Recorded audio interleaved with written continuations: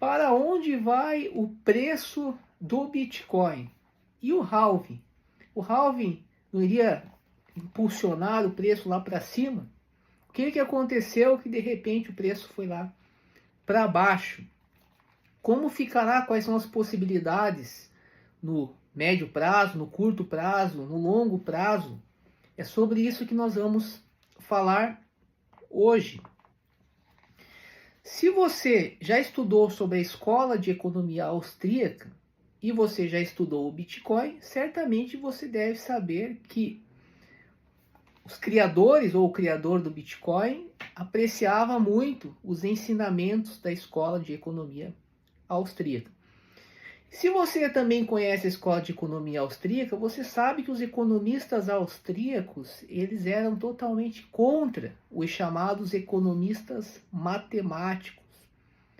Aquele pessoal também que gosta de usar gráfico para prever o preço das coisas.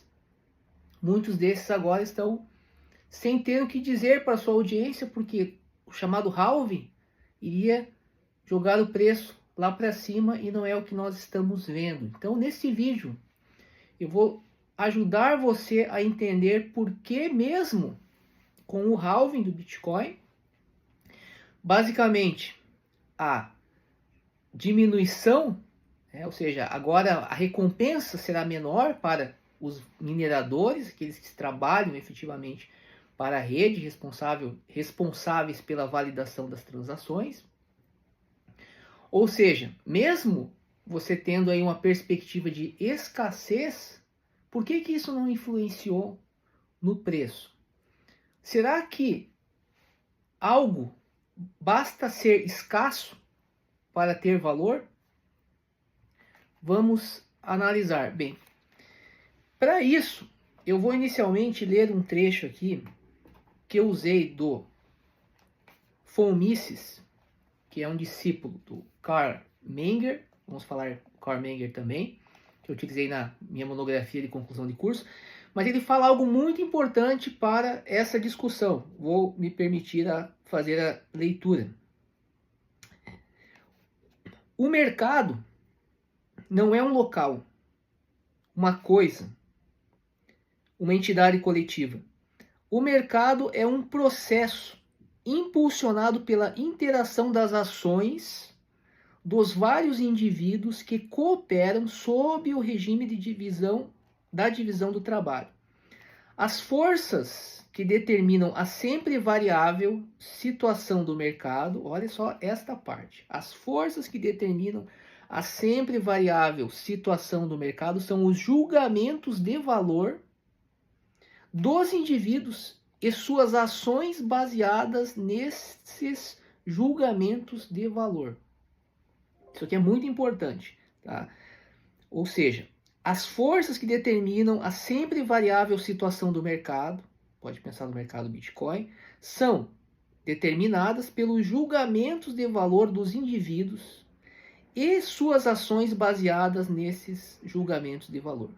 A situação do mercado num determinado momento é a estrutura de preços, que é influenciada, conforme você deve ter entendido, pelos julgamentos de valor dos indivíduos que interagem no mercado. Isto é, o conjunto de relações de troca estabelecido pela interação daqueles que estão desejosos de vender com aqueles que estão desejosos de comprar. Não há nada em relação ao mercado que não seja humano, que seja místico. Então, os economistas austríacos não acreditam nesse misticismo, nessa magia negra dos gráficos. Por quê? Porque, de acordo com a economia austríaca, o que determina o preço são os julgamentos que as pessoas fazem sobre um determinado bem.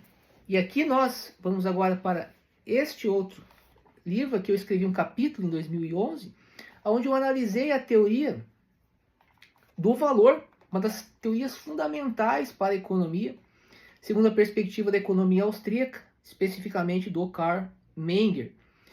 Qual que é a ideia?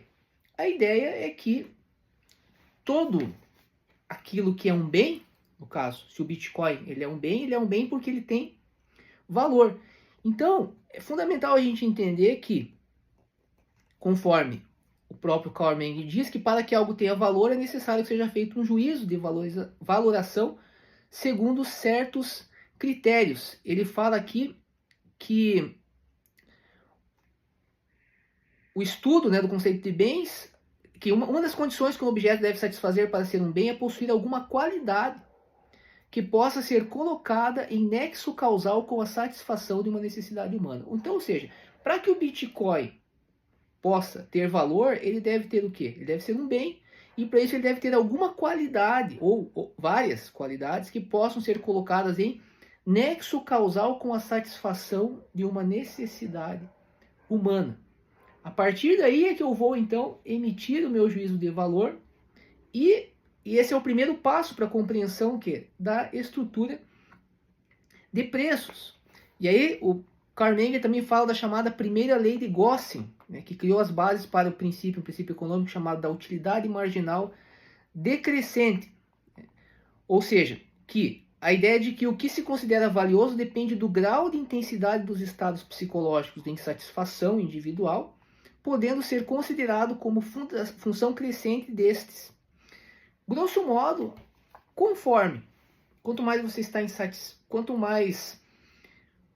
você está insatisfeito em relação ao não preenchimento de uma necessidade, quando você passa a ter acesso ao bem e esse bem começa a satisfazer as suas necessidades, você começa a valorar este bem de forma diferente. Isso vai decrescendo. Você pode pensar com o exemplo clássico, né? Você está com sede, né? E aí você começa a tomar água. Inicialmente, uma garrafa de água com sede, ela tem um valor. Conforme você vai tomando água, o valor vai o quê? Decrescendo. Isso é um princípio básico da economia. Então, o que nós extraímos daqui efetivamente? Que a questão do valor e dos preços, ela não está apenas baseada na escassez. Eu tenho inúmeras coisas no mundo que são escassas, e nem por isso elas têm valor. E eu vejo muita gente falando sobre o Bitcoin, dizendo que o Bitcoin ele tem valor porque ele é escasso. Não. A questão da escassez, obviamente, que ela tem a sua importância, mas desde que ela esteja relacionada a algo que tenha valor. Se algo tem valor, aí a partir da escassez, isso pode, obviamente, ter reflexo na determinação do preço. Mas o que é mais importante para a análise dos preços é saber o seguinte: por que o Bitcoin, afinal de contas, tem valor? E é sobre isso que se trata.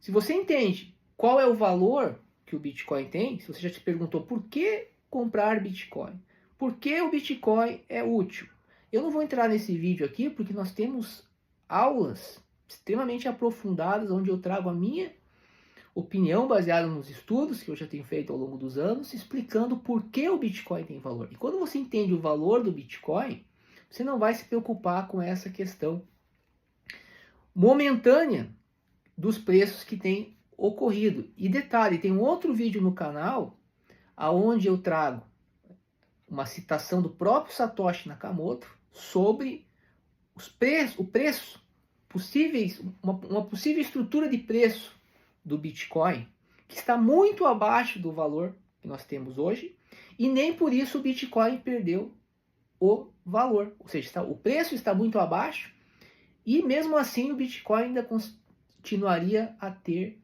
valor inestimável. Então, se você não entender o valor do Bitcoin, e essas pessoas que hoje estão aí divulgando e falando só questões aí sobre preço, que se não passar de 70, 80, de 1 milhão, elas estão fazendo um desserviço para a comunidade. Porque elas estão o quê? Estão trabalhando a questão da ganância, explorando a ganância das pessoas, em vez de trazer de fato aquilo que importa em relação ao Bitcoin. E aí o que acontece? E aí essa questão de explorar a ganância, ela muitas vezes faz você passar vergonha, como agora, né? Onde estavam todos os influenciadores dizendo que o preço do Bitcoin. E agora tem gente falando, não, mas é que veja bem, daqui a passar alguns meses, aí o preço vai continuar. Pode ser verdade, mas pode não ser, porque o que determina, conforme nós vimos, ao menos que você não concorde com o que diz aqui o von Mises, e você queira, de repente, utilizar a teoria keynesiana para explicar o Bitcoin. Me parece que isso aí seria uma incoerência epistemológica, né?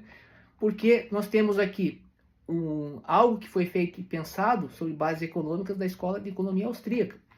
E eu acho que está faltando fundamento aí para muita gente que hoje aí tem arriscado dar seus palpites sobre o preço. E se você de fato entender ou entendeu o que eu falei sobre essa questão da teoria do valor, isso vai te ajudar a de fato criar padrões racionais ou entender um pouco melhor a dinâmica do mercado, procurar conhecer o que? Fatores que podem vir a alterar o modo como os agentes valoram especificamente a necessidade, por exemplo, de adquirir ou de vender o Bitcoin, o que no final das contas estará determinando a estrutura de preços. Então eu recomendo fortemente para você que gosta de Bitcoin, gosta de criptomoedas, que você estude os fundamentos da Escola de Economia Austríaca. Eu não sou um adepto da Escola de Economia Austríaca, porque eu não sou adepto de nenhuma escola. Eu acho que nós temos que ser capazes de ter autonomia para buscar o conhecimento, mas aquilo que nós analisamos e verificamos que de fato corresponde à verdade, nós temos que adotar.